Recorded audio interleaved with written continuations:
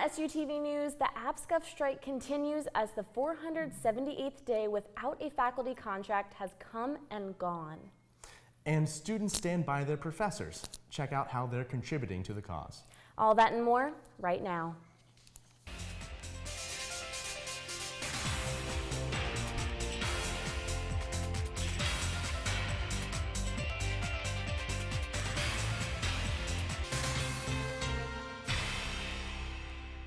Thanks for joining us on SUTV News. I'm Marshall Keeley. And I'm Isabella Marcelino. Last Friday, negotiators from both PASSHE and APSCUF met at a neutral location to discuss contract issues. The last session was scheduled for Sunday, but both sides continued talks on Monday and Tuesday. Negotiators agreed to a media embargo on Saturday afternoon. The embargo lasted through Tuesday night. At 9:30 last night, the state system walked into union negotiators and said, here's our final best offer, and we're done negotiating. The faculty members didn't give up. APSCUF representatives remained at the table until the 5 a.m. deadline. So the last statement that Ken Mash, who's the president of APSCUF, said was, you have my number. You tell me where and when, and I'll be there. Have been out on the picket line since 5 a.m. Wednesday and are ready to stay out as long as it takes. We know that we are prepared to stay out as long as we have to get a fair contract to ensure that I can be the professor for you that I've always been. PASSHE has yet to resume negotiations. Because PASSHE has not resumed negotiations, faculty continue to man the picket lines. Ian Fitzgerald has more. What do we want? Contract. When do we want it? Now. What do we want? Contract. When do we want it? Now. With the October 19th negotiation deadline come and gone, faculty have joined the picket line in hopes of a new contract being solved soon. Shippensburg's APSCUF chapter president, Kara Laskowski, stated just some of the things that both sides disagreed upon during negotiations. We are asking for the continuity of professional development funding. They want to completely eliminate the state system's contribution to professional development. They also want to increase the number of interns or other field experienced students by over 60%. She stressed ways that students can help bring an end to the strike. They can contact the governor and their state house representative and state senator and ask those individuals to please apply some pressure to the state system. Get Frank Brogan to leave his house and come back to the negotiating table. APSCUF members will continue to picket until a new contract is solved. For SUTV News, I'm Ian Fitzgerald. Dr. Laskowski has asked students to go to apscuf.org/students for any questions they may have. SHIP students organized a walkout in support of faculty in the wake of the APSCUF strike.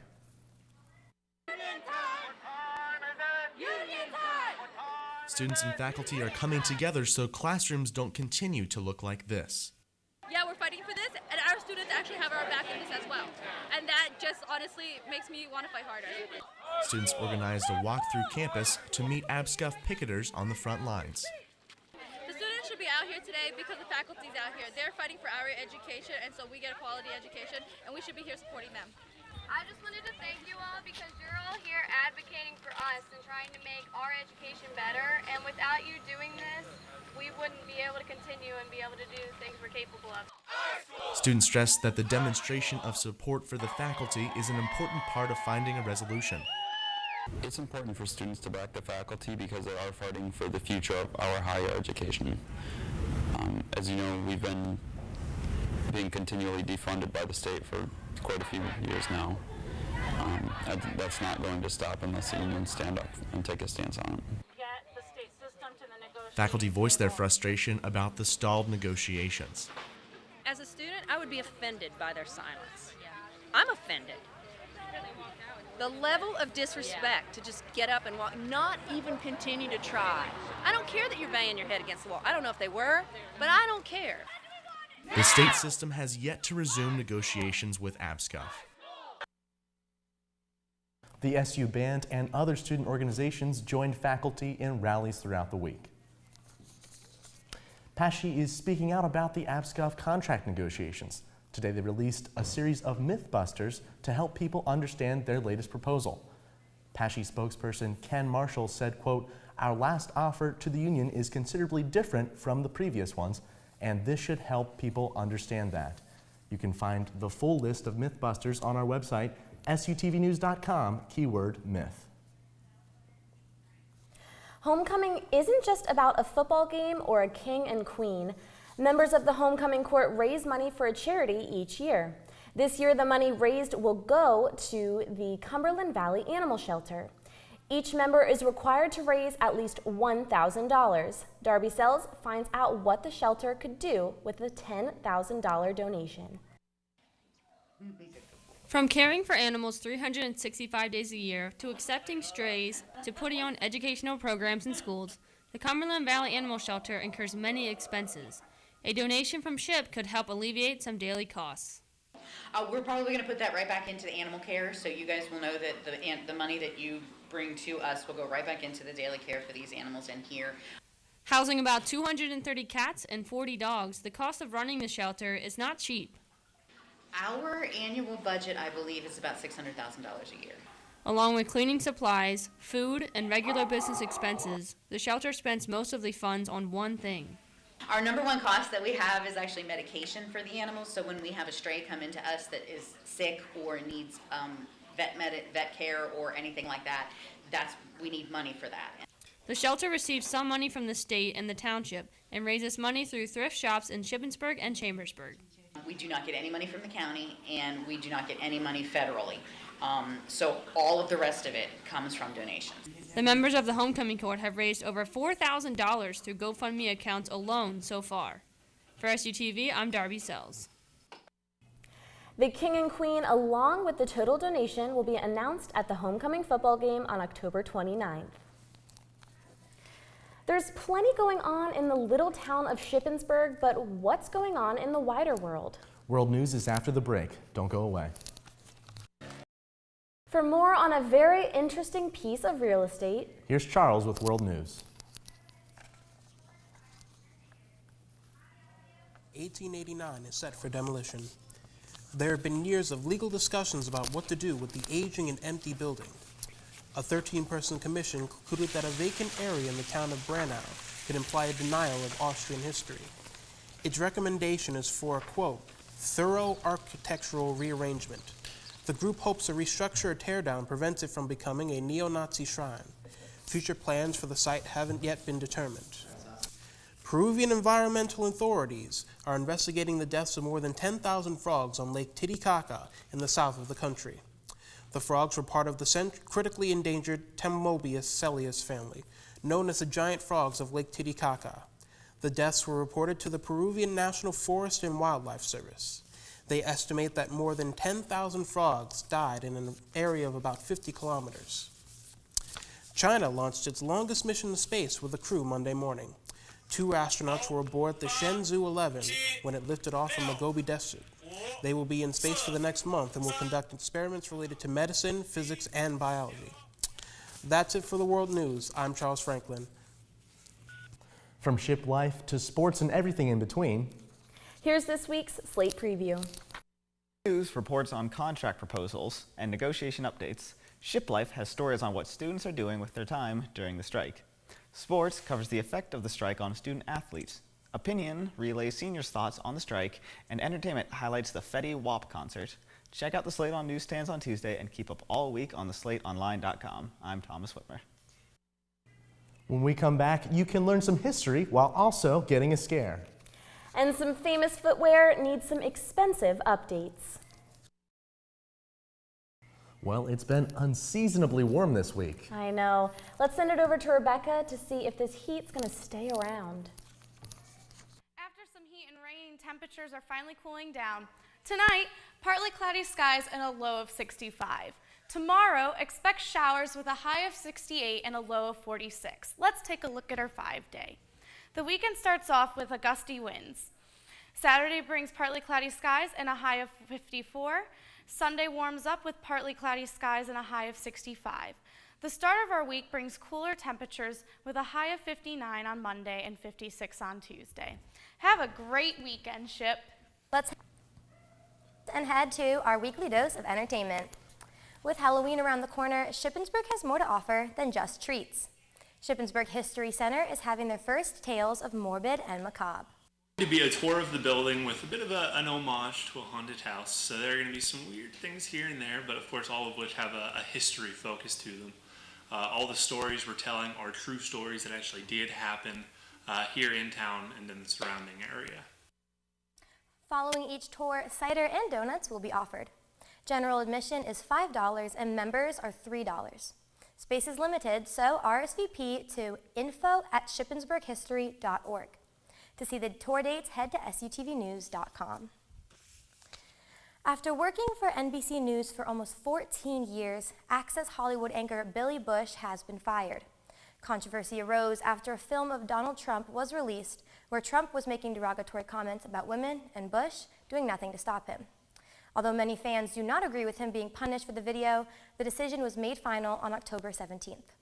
It was rumored that Bush would receive $10 million from NBC, however, that rumor was found to be false. And lastly, the famous red slippers from The Wizard of Oz are in need of an update, $300,000 worth.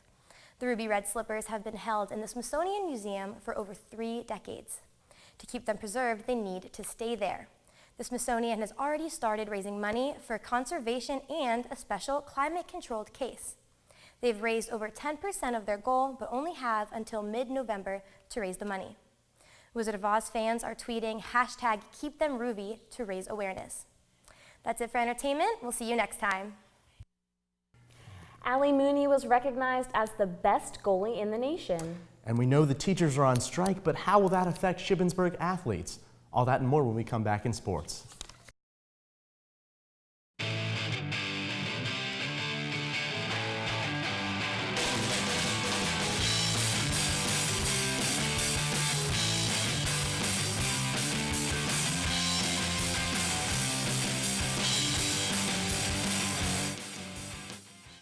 Red Raiders sports fans weren't sure if the strike would affect athletics.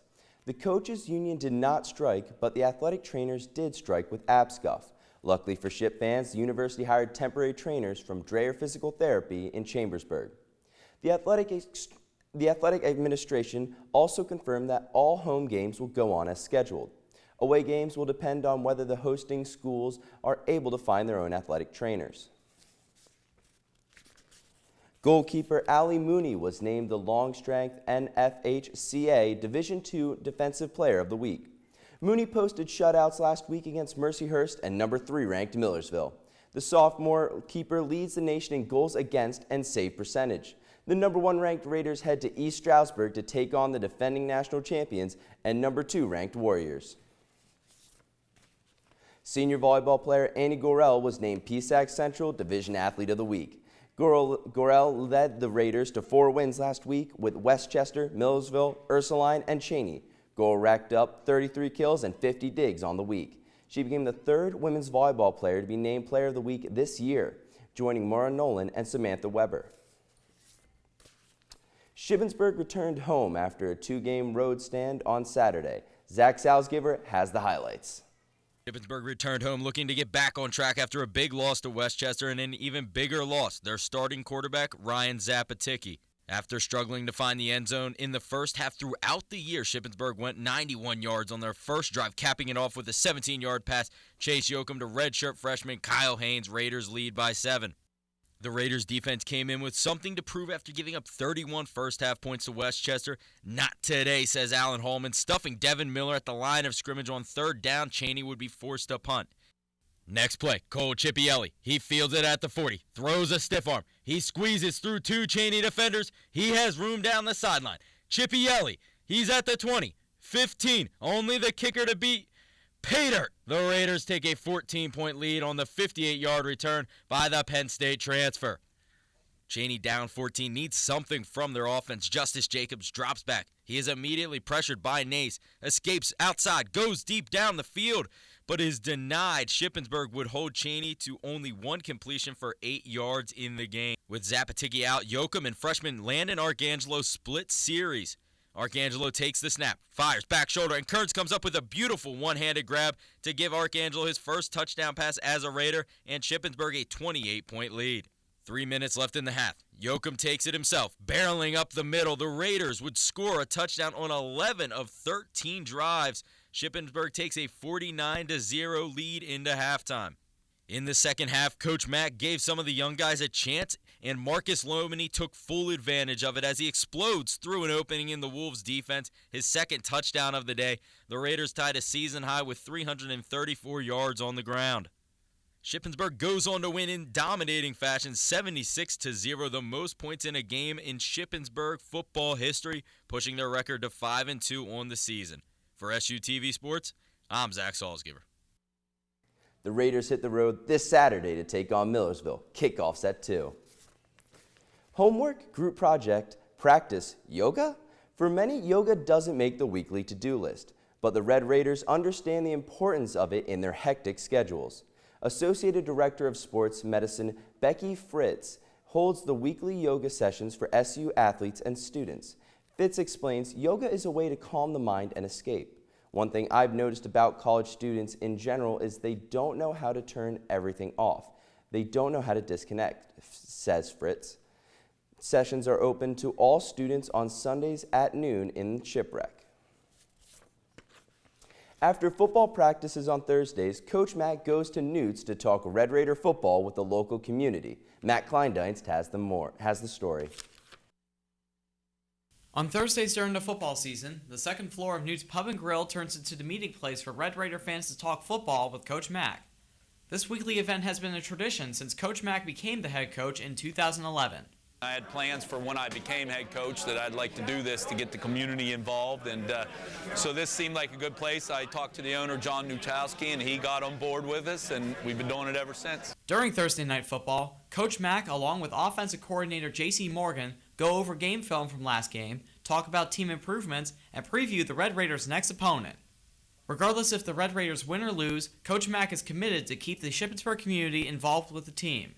It's special, you know. You got to connect with the community because we're all one big family here. And man, if we want to get people to our games and we want people interested in us, we got to make sure that we provide them some material to get interested in. The event has certainly made it easier for people to stay connected with the Red Raiders.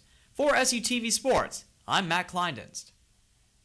If you would like to attend Thursday Night Football with Coach Mack, look for Newts on 15 West King Street in downtown Shippensburg. The meetings begin at 6:30. That's it for sports. Let's head back to the desk. That's it for SUTV News. I'm Marshall Keeley. And I'm Isabella Marcelino. Don't forget to follow us on Facebook, Twitter, Instagram, and our new Snapchat at SUTV News, and check out our website, SUTVnews.com. We'll see you next time.